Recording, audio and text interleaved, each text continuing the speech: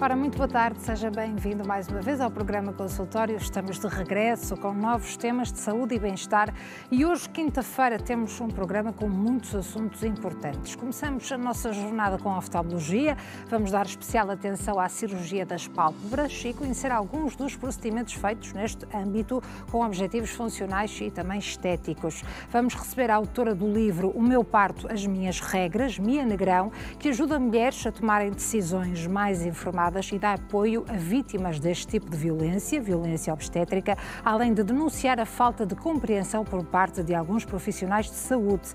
Este é um assunto que também merece especial atenção no programa de hoje.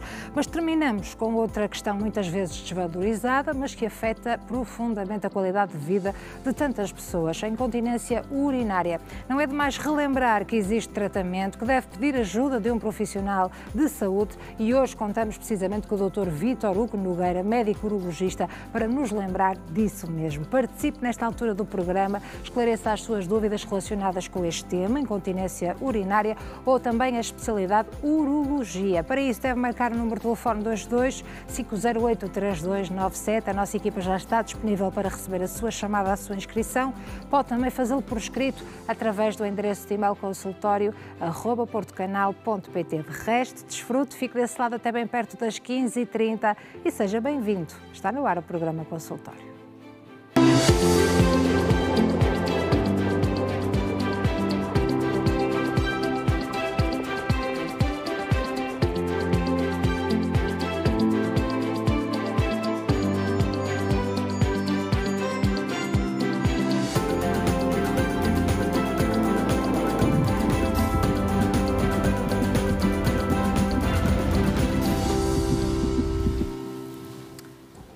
Muito boa tarde novamente e cá estamos de regresso já com o resumo do programa de hoje. Mais uma vez relembro, a especialidade que está em cima da mesa é urologia. O tema que vai fechar esta nossa sessão é incontinência urinária, mas é nesta altura que vai poder participar. No entanto, pode já inscrever-se. 22-508-3297 é o número de telefone que deve marcar para poder falar nessa altura com o nosso médico convidado, médico urologista, que estará disponível para ouvir o seu caso, o seu testemunho, a sua opinião também e ainda todas as suas dúvidas relacionadas com este assunto ou também a especialidade. Mais uma vez, apesar dos contactos estarem sempre a passarem em rodapé, o número de telefone é o 22-508-3297, o endereço de e-mail consultório@portocanal.pt. Seja qual for a forma de comunicação, participe e entre em contacto connosco. Mas há outros assuntos importantes a desenvolver ao longo desta hora e meia. Começamos precisamente com a oftalmologia.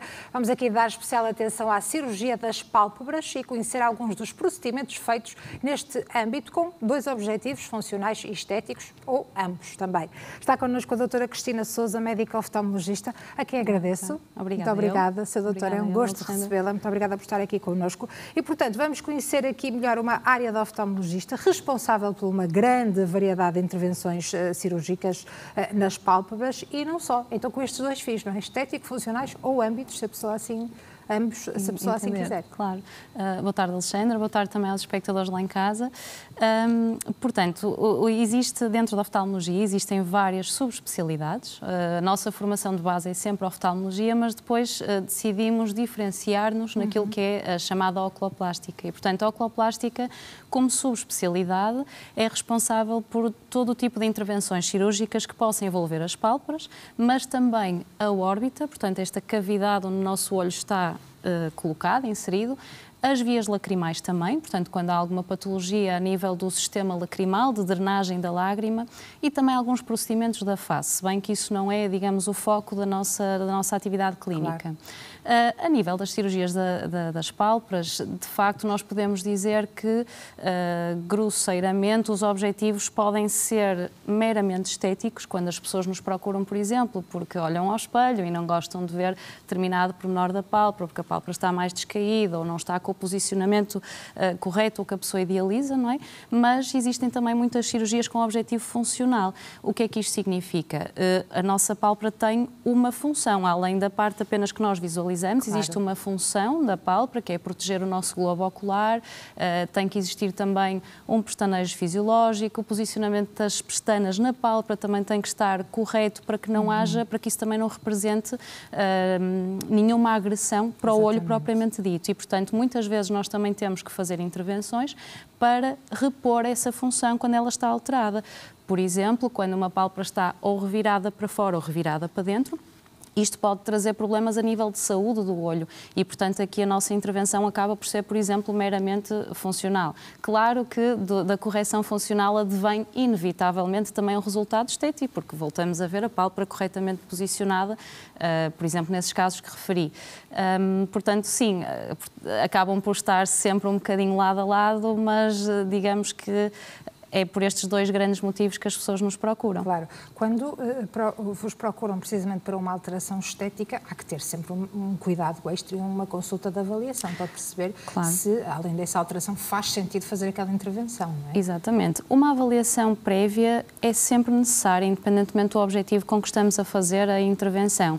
É muito importante nós avaliarmos o paciente não só no contexto da oculoplástica, ou seja, aquela avaliação mais dirigida às pálpebras e todos os anexos oculares, mas é importante haver uma avaliação oftalmológica completa para percebermos se existe, por exemplo, existe ou não alguma alteração ocular que possa comprometer a realização da cirurgia ou que possa interferir depois nos resultados. Portanto, vou-lhe dar um exemplo muito concreto, que estou agora aqui a lembrar-me. É frequente as pessoas procurarem-nos, é a cirurgia mais procurada, a blefaroplastia superior, que consiste em tirar aquelas peles excedentes que muitas das pessoas notam, aquelas pregas de pele que cobrem o olhar. E muitas vezes estas pregas são de tal forma acentuadas que existe mesmo até alguma amputação do campo visual superior. Portanto, muitas vezes as pessoas têm até alguma perda do campo visual superior. Interfere mesmo com a sua visão. Exatamente, mas é importante, em todos os casos, mas em particular neste exemplo que lhe estou a dar, é importante fazer uma avaliação também global da oftalmologia, porque imaginaremos que o paciente até já tem mesmo algum problema visual de base, por outro motivo qualquer. E importa também alertar o paciente que podemos melhorar, por exemplo, o campo visual de visão, o superior de visão, mas podemos não corrigir, não é? Não vamos corrigir efetivamente o problema de visão que ele tem. Portanto, isto para lhe dizer que uma avaliação pré-operatória é sempre essencial no contexto da oftalmologia geral e também de outras patologias que o paciente possa ter e que possam interferir também, não só no ato cirúrgico, mas também na recuperação pós-operatória e nos resultados finais. E podemos começar precisamente por essa intervenção cirúrgica, a blefaroplastia. Em que consiste? É uma das mais procuradas nesta altura? A blefaroplastia é sem dúvida a cirurgia mais procurada. Globalmente, até a nível de cirurgia estética da face, é mais procurada em todo o mundo, porque pronto, é das cirurgias que tem mais impacto, não só estético, mas também funcional. Por exemplo, nesta fotografia que nós vemos, o impacto funcional, diria que é ligeiro, mas se repararmos no antes e no depois, existe um retorno, no fundo, ao olhar de há 20 ou 30 anos atrás, não é? Sem alterarmos propriamente as feições da pessoa, sem alterarmos o olhar propriamente dito, mas com uma leveza muito maior a nível da pálpebra superior. É muito frequente até os pacientes procurarem-nos, por vezes, porque têm queixas deste peso na pálpebra, mas muitas vezes nem percebem o porquê. E muitas vezes até somos nós que depois dizemos, olha, porque de facto existe aqui esta pele a mais, ou estes tecidos laxos ou excedentários que podem ser removidos cirurgicamente. E além do envelhecimento natural, que imagino que seja um dos principais fatores que outros podem levar à pálpebra descaída? O envelhecimento, sem dúvida, que é o mais comum. Claro. No entanto, isto pode aparecer também em pessoas bastante jovens. Isto tem muito a ver com, digamos, o formato do olho, da órbita. Existe uma certa hereditária, peço desculpa, portanto, uma certa associação hereditária também na apresentação destas peles. Muito também pela colocação da nossa prega palpebral superior. Portanto, esta prega que nós temos na parte de cima do olho é muito variável de pessoa para pessoa e, portanto, conforme a localização natural desta prega, estas peles podem se tornar mais evidentes em idades mais precoces numas pessoas do que noutras. É uma cirurgia fácil de fazer? Nenhuma isenta de riscos, mas faço esta pergunta para que as pessoas consigam compreender lá em casa. Há muita tendência um bocadinho a dizer é uma cirurgia fácil. Isto É verdade, tecnicamente não é uma coisa extremamente complicada, nós temos procedimentos bastante mais complicados em termos técnicos, no entanto tem que ter algum cuidado para não haver alguma banalização, porque é preciso ter um conhecimento anatómico profundo daquilo que estamos a fazer, exige conhecimentos do posicionamento da pálpebra, de certas medidas que são tiradas no ato cirúrgico e que exigem muita diferenciação para tal. Mas sim, em termos de preparação e recuperação, pode-se dizer que é um procedimento relativamente simples, até porque é feito de ambulatório, com anestesia local, portanto não exige grande preparação anestésica, não exige internamento e, nesse sentido, sim, é um procedimento simples. Depois cabe à pessoa então ter os seus devidos cuidados. Temos também a intervenção na parte de baixo, não é? A inferior. Exatamente. Assim como podemos mexer na pálpebra de cima, podemos também mexer na pálpebra de baixo. Que grande diferença. É verdade. Neste caso. É verdade.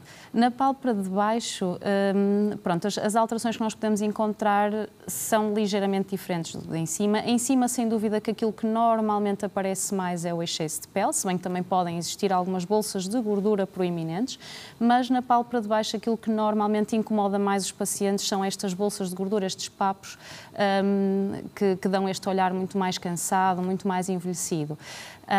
Pronto, a pálpebra de baixo impõe uns desafios adicionais em termos técnicos, até porque é um procedimento que nós tanto podemos realizar pela pele, mas também por dentro da pálpebra, portanto, por via conjuntival. Claro que isto é sempre adaptado ao paciente, ao tipo portanto, dentro da blefaroplastia depois existem alguns pormenores cirúrgicos que têm que ser adaptados caso a caso, mas sim, por exemplo, naquele caso que passamos agora as imagens, sem dúvida que aquilo que mais incomodava a paciente eram as bolsas, que nós conseguimos ou removê-las ou tendencialmente agora utilizá-las para preencher até o próprio sulco da olheira. Portanto, em vez de removermos apenas a gordura, utilizá-la e reposicioná-la de forma a otimizar ainda mais os resultados desta cirurgia. Ainda temos uma imagem para mostrar nenhuma diferença, não é? Antes e depois, na superior e na inferior. Sim.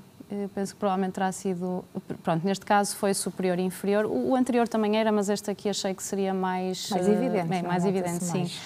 Portanto, em cima, claramente, um alívio, não é? Naquele peso, naquela persiana que está ali a cair em cima do olho. Claro. E em baixo, as tais bolsas de gordura, neste caso, as próprias bolsas foram utilizadas para preencher este sulco da olheira que a paciente tinha e, portanto, temos um caso ótimo. A paciente ficou muito satisfeita e se reparar, que isto é uma das queixas que muitas vezes as mulheres também têm, em baixo ela está inclusivamente maquiada, já traz ali um reforço das pestanas, coisa que não conseguia fazer antes porque a prega de pele é tão acentuada que muitas vezes já nem conseguimos quase aceder à pálpebra de cima para fazer a maquiagem. Essa é uma das queixas muito frequentes nas mulheres. Claro, e algo difícil de disfarçar mesmo com a maquiagem, casos, e as pessoas também que recorrerem a estes fins estéticos. Ora, vamos à petose. Petose palpebral, que corresponde à queda da pálpebra inferior. Superior, neste caso. Superior. Sim. Vamos ver também. Exatamente. Pronto, aqui, ao contrário, apenas, ou não propriamente ao contrário, mas aqui, ao invés de notarmos que há uma prega acima da pálpebra a causar, ou uma prega da pálpebra a causar a queda do olhar, é a própria pálpebra, se repararmos aqui onde repousa a pálpebra superior. Na fotografia de cima ela está quase a chegar à pupila, não é? Que é o centro do olhar, digamos assim, enquanto que na pálpebra de baixo a pálpebra já está a repousar bastante acima, na sua posição correta, em todos nós, que é cerca de 1 milímetro abaixo da cor da íris. Pronto, e estas correções de petose, por exemplo, neste caso foi bilateral, em alguns casos pode ser só de um lado. É uma cirurgia que também podemos fazer quer com uma incisão na pele, também em alguns casos selecionados através da parte de dentro da pálpebra, por via conjuntival, e além destes casos que muitas vezes também estão associados ao envelhecimento, ou na sua maior parte dos casos por alguma laxidez, alguma frouxidão do músculo que levanta a pálpebra, podem ser realizados também em casos congénitos, portanto, crianças que nascem já com a pálpebra descaída e a correção é passível também de ser feita em ambos os casos e também é a nossa área de atuação. Depois temos outros casos, próteses oculares, tumores palpebrais também, portanto há de facto uma lista vasta em que esta subespecialização pode atuar. Exatamente. Ou seja, no fundo, tudo aquilo que implique mexer numa pálpebra cirurgicamente é da responsabilidade da oculoplástica. E mesmo não cirurgicamente. Há muitos tratamentos que nós também fazemos, nomeadamente quando há um mau posicionamento das pestanas, como estava a dizer há pouco, alguns tratamentos menos invasivos que nós também realizamos. No caso aqui das próteses oculares, pronto, é importante referir quando há um olho doente que não é passível de ser tratado medicamente, muitas vezes pode ter que se chegar ao ponto de fazer cirurgias em que é preciso remover o olho, ou a própria pessoa, por motivos traumáticos, patológicos, também já teve esse desfecho. Essa reabilitação também é feita por nós, em oculoplástica. Portanto, a otimização, quer a cirurgia, neste caso para remover o olho, quer depois toda esta otimização do aspecto estético, é também da nossa responsabilidade. Tumores palpebrais, Sra. Doutora, em que, sim, em que sentido é que consegue também dar sim. resposta? Eu achei bem trazer esta área, é uma área que eu até gosto particularmente, no sentido de se perceber que dentro destas alterações que existem na pálpebra, muitas vezes podemos estar a falar de coisas tão simples como quistos, como não é, o vulgar terçolho também, claro, que acaba por muitas vezes ter que ser resolvido cirurgicamente. Isso também há toda uma panóplia de lesões benignas, que também somos nós que removemos, e também a questão das lesões malignas, não é? Os tumores da pele podem também aparecer na pálpebra, claro, e nesses casos somos nós que também os resolvemos e tratamos. Em termos de cirurgia, às vezes eu trouxe aqui algumas imagens só também por curiosidade, mais até para manter isto presente para o telespectador, não é? Às vezes, quando se nota uma lesão na pálpebra, a mesma história que acontece nas outras zonas da pele, não é? Uma ferida que não cicatriza, ou que tem um aspecto um bocadinho diferente, sim, ou que descama, ou que ulcera.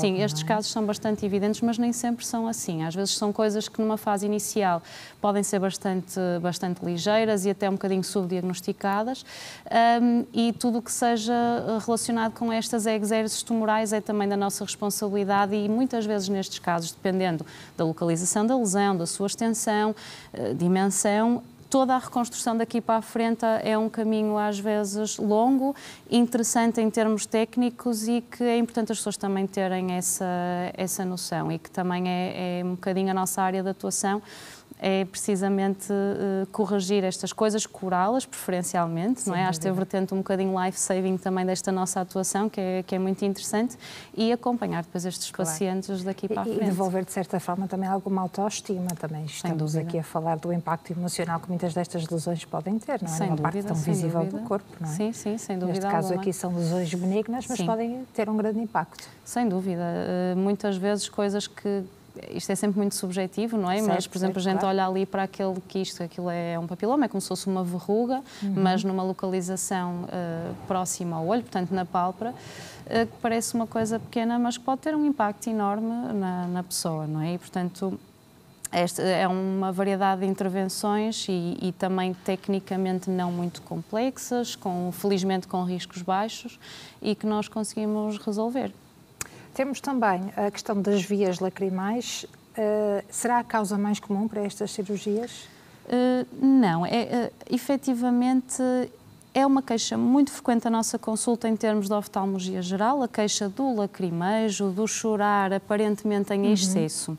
Mas esta queixa do lacrimejo além de ser multifatorial, pode ter várias causas a nível do nosso olho, não é? Eu trouxe este esquema um bocadinho só mais para elucidar também essa questão. Portanto, a nossa lágrima é produzida naquela bolinha mais cor-de-rosa, aqui debaixo do osso, que é a nossa glândula lacrimal, e a partir daí a lágrima tem que seguir todo um trajeto que é drenado ao longo do olho, portanto ele circula ao longo do olho, do lado externo para o lado interno, e a partir do momento em que chega ao lado interno tem que percorrer aquele sistema de canalização que nós também vemos ali a cor-de-rosa, e que para depois acabe por ser drenado pelo nariz.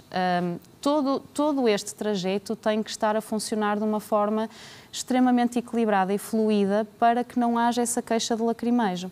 É importante aqui perceber que das duas uma, quando nós choramos demais, não é? Ou é porque estamos a produzir lágrima a mais, e isso muitas vezes, e na maior parte dos casos, é reflexo a um olho que está mais seco, mais inflamado, e portanto aquilo que o nosso corpo interpreta é, ora bem, este olho está inflamado, portanto eu tenho que responder a produzir mais lágrima, e na maior parte dos casos eu diria que a causa do lacrimejo é essa. Não tenho as estatísticas presentes, mas diria empiricamente pela nossa consulta que será isso. Em alguns outros casos, esse lacrimejo tem a ver com alguma obstrução a nível de todo aquele sistema de canalização que apareceu há bocado ali na imagem. Portanto, basta haver ou um entupimento do ponto onde a lágrima chega, ou um entupimento ao longo de qualquer parte do trajeto do sistema lacrimal, que a lágrima, não podendo sendo drenada por ali, acaba por sair pelo olho, e daí que a pessoa tem essa queixa de lacrimejo. Existem ainda alguns casos em que não há propriamente um entupimento destes canais, são casos mais funcionais, mas que nós também, tentamos resolver. Mas sim, a queixa de lacrimejo é uma coisa bastante comum, não é muito fácil de tratar à primeira. Aliás, quando a queixa é causada por um entupimento do canal lacrimal, se calhar até são os casos mais fáceis, ou pelo menos mais objetivos de tratar. Fácil é uma palavra às vezes um bocadinho enganadora, mas no sentido em que nós sabemos que a causa do lacrimejo é a obstrução do canal nasolacrimal. Mas em muitos casos não é, e portanto a partir daí nós temos que ir escavando e percebendo porque é que isso estará a acontecer. Claro. Recorre também à utilização de ácido hialurónico e botox para o tratamento de olheiras. E aqui, Sr. Doutor, é só para fins estéticos ou também algo funcional? Assim, na grande maioria dos casos, a finalidade é estética nesses casos. Eu queria só dar aqui uma ressalva, e nomeadamente em relação à minha prática clínica. É óbvio que eu faço alguns desses procedimentos, mas tendencialmente esses procedimentos têm ficado mais a cargo dos médicos de medicina estética. Claro. A nossa área de atuação, por excelência, é a área cirúrgica, portanto aquilo que não é passível de ser corrigido com procedimentos menos invasivos, é aí que nós entramos e atuamos.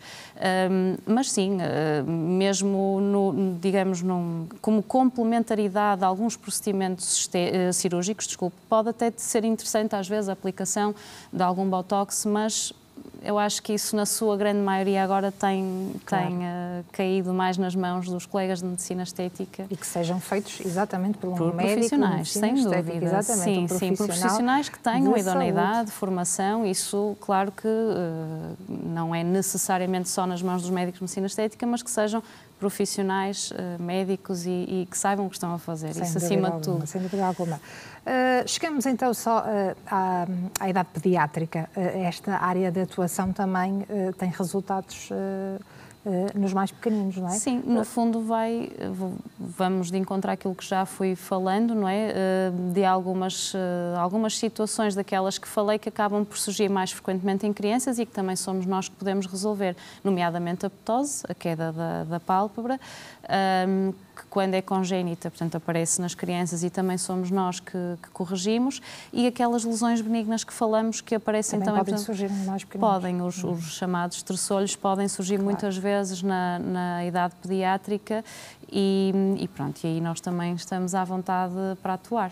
É comum também nos primeiros meses de vida as crianças terem algum entupimento das vias lacrimais, não é? É verdade, sim, senhor. Nessa fase até aconselham os pais a massajar, antes de colocar até algumas gotas. Exatamente. Pronto, nós sabemos que pode acontecer, existir à nascença um entupimento do ducto nasolacrimal, mas a boa notícia é que a grande maioria dos casos acaba por abrir espontaneamente até ao primeiro ano de idade. São poucos os casos que depois, a partir daí, têm que sofrer algum tipo de intervenção. Nós, na oculoplástica, estamos de facto à vontade para fazer isso, mas tendencialmente esses atos em bebés mais pequenos são também muitas vezes realizados pelos oftalmologistas da oftalmologia pediátrica. Mas sim, é verdade, pode acontecer. A lógica de se aconselhar a massagem é, no fundo, criar ali diferenças de pressão que acelerem a abertura da válvula, que normalmente está ainda por perfurar com o nascimento, e muitas vezes só essas diferenças de pressão e essa massagem acabam por acelerar esse rompimento da válvula e a garantir a desobstrução do canal nasolacrimal. Muito bem.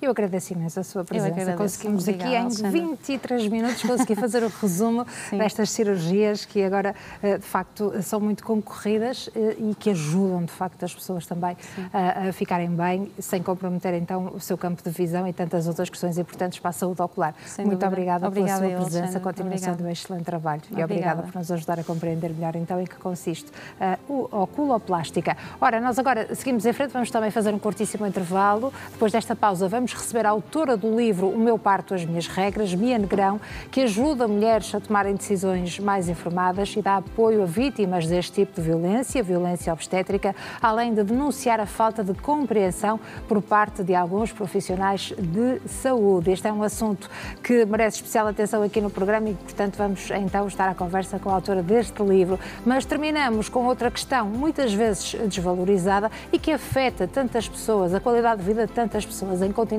urinária. Não é demais relembrar que existe tratamento e que deve pedir ajuda de um profissional de saúde e por isso mesmo contamos, no último bloco da edição de hoje, com o Dr. Vítor Hugo Nogueira, médico urologista, para nos lembrar disso mesmo, das causas, dos tratamentos, dos fatores de risco. Portanto, todas as questões médicas vão ser esclarecidas aqui, mas também as suas dúvidas podem ser esclarecidas. Para isso, só tem que marcar o número de telefone 22 508 3297 para se inscrever e poder colocar aqui em direto a sua questão.